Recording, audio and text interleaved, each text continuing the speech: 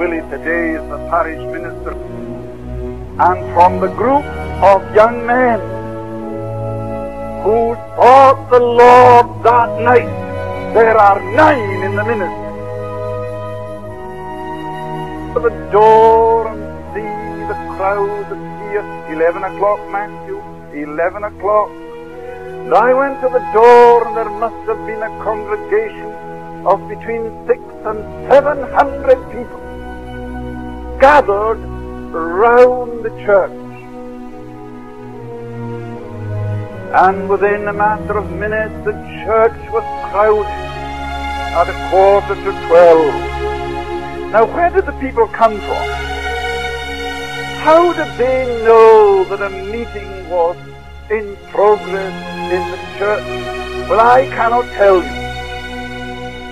But I know this, that from village and hamlet, the people came. Were you to ask some of them today, what was it that moved you? They couldn't tell you. Only that they were moved by a power that they could not explain, and the power was such as to give them to understand and see that they were hell-deserving sinners. And of course, the only place they could think of where they might find help was at the church. Now that is a fact that cannot be disputed. God was everywhere. And because of this awareness of God, the churches were crowded. Crowded. Through the day, right on through the night till 5 and 6 o'clock in the morning. In revival, time does not exist. One of the mighty movements in the midst of this gracious visitation. You know that the drinking house was closed that night. Never been opened since. The men who used to drink there and spend the evenings there are now praying in our prayer meeting. It is because they entered into the fullness. It was because the people of Lewis grasped that truth that we can say today we know practically nothing of backsliding from that gracious movement of years ago. My dear people, did you good folk understand what revival means? Have you a conception of what it means to see God working? The God of miracles, sovereign, supernatural, moving in the midst of men, and hundreds swept into the kingdom. Oh, that we might see it, that we might see it. What is your life? It is even a vapor that appeareth for a little time, and then it vanisheth. That world outside there is not waiting for a new definition of Christianity. It's waiting for a new demonstration of Christianity. Would I be out of line in order if I were to talk to you for a little while about utilitarian religion and expedient Christianity?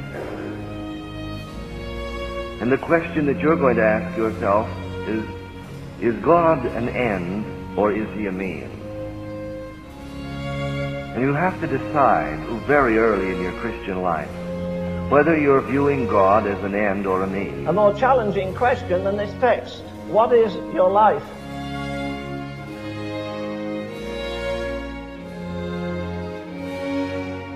The philosophy of the day became humanism. And you can define humanism this way. Humanism is a philosophical statement that declares the end of all being is the happiness of man.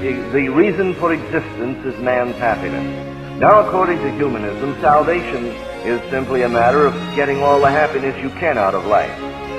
This group of my people, the fundamentalists, that say, we believe in the inspiration of the Bible. We believe in the deity of Jesus Christ. We believe in hell. We believe in heaven. We believe in the death, burial, and resurrection of Christ. But remember, the atmosphere is that of humanism. And humanism says the chief end of being is the happiness of man. And so it wasn't long until we had this, that the fundamentalists knew each other because they said, we believe these things. They were men, for the most part, that had met God.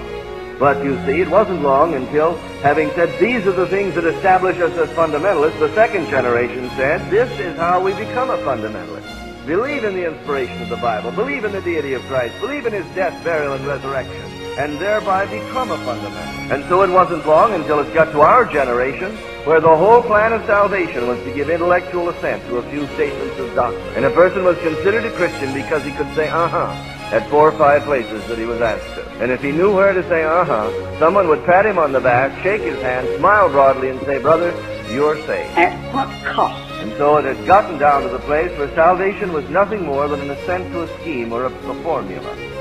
And the end of this salvation was the happiness of man, because humanism has penetrated. And so if you were to analyze fundamentalism in contrast to liberalism of 100 years ago as it developed, it would be like this. The liberal says the end of religion is to make man happy while he's alive. And the fundamentalist says the end of religion is to make man happy when he dies. We're still paddling on the edge of the ocean of the possibilities of grace. Put a holy dissatisfaction in us tonight. Until we find it something like this. Accept Jesus so you can go to heaven. You don't want to go to that old, filthy, nasty, burning hell when there's a beautiful heaven up there. Now come to Jesus so that you can go to heaven. And the appeal could be as much to selfishness as a couple of men sitting in a coffee shop deciding they're going to rob a bank to get something for nothing. It becomes so subtle that it goes everywhere. What is it? In essence, it's this. That this philosophical postulate that the end of all being is the happiness of man has been sort of covered over with evangelical terms and biblical doctrine until God reigns in heaven for the happiness of man. Jesus Christ was incarnate for the happiness of man. All the angels exist in the whole. Everything is for the happiness of man. And I submit to you that this is unchristian. Christianity says the end of all being is the glory of God. Humanism says the end of all being is the happiness of man. This is the betrayal of the ages.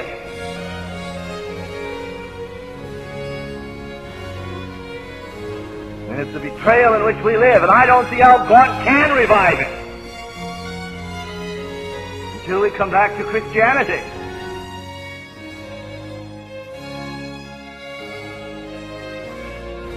Isn't man happy?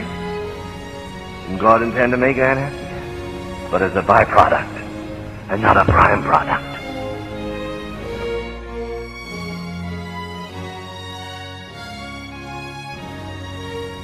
Now I ask you, what is the philosophy of mission? What is the philosophy of evangelism? What is the philosophy of a Christian? If you'll ask me why I went to Africa, I'll tell you I went primarily to improve on the justice of God. I didn't think it was right for anybody to go to hell without a chance to be saved.